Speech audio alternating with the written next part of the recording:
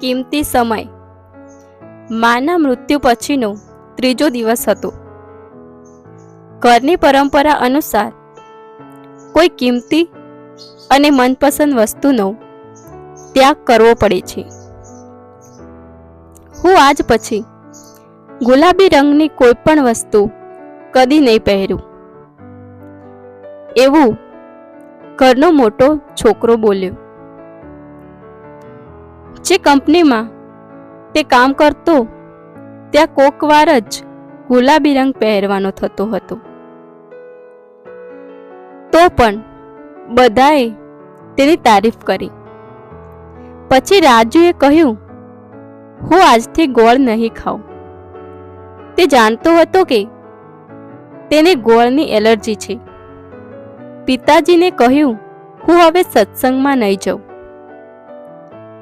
હવે બધાની નજર નાના છોકરા પર હતી. તે પોતાની માના ફોટાને જોઈ રહ્યો હતો.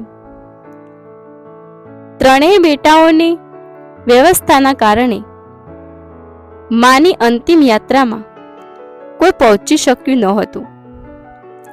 બધું જ તેમના પિતાએ કરી દીધું હતું. પછી તેઓ ઘરમાં આવ્યા હતા. મારા 3 છોકરા અને પતિ એમ ચારેયના ખભા પર બેસીને, હું સ્મશાન જઈશ. માની આ લાડભરી વાતો ઘણીવાર સાંભળી હતી મેં, અને આજે એનું ખોખલાપણું પણ જોઈ લીધું. બોલો સુનિલજી, પંડિતજી બોલ્યા. તમે કઈ વસ્તુનો ત્યાગ કરશો? તમારી માતાની સ્મૃતિમાં કંઈ પણ વિચાર્યા વગર તે બોલ્યો. પંડિતજી, હું મારા થોડા કામનો ત્યાગ કરીશ, થોડો સમય બચાવીશ અને મારા પિતાજીને મારા સાથે લઈ જઈશ. પિતાને બધું ત્યાગીને પોતાના પુત્રના ખોળામાં માથું મૂકી દીધું. પિતાજી અને ત્યાં બેઠેલા બધા જ લોકોએ તેમની વાહ કરી.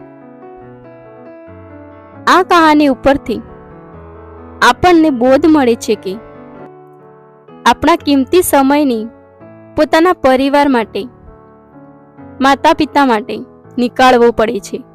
કારણ કે જ્યારે તમારા જોડે સમય હશે ત્યારે તમારી જોડે તમારો ખૂબસૂરત પરિવાર નહીં હોય.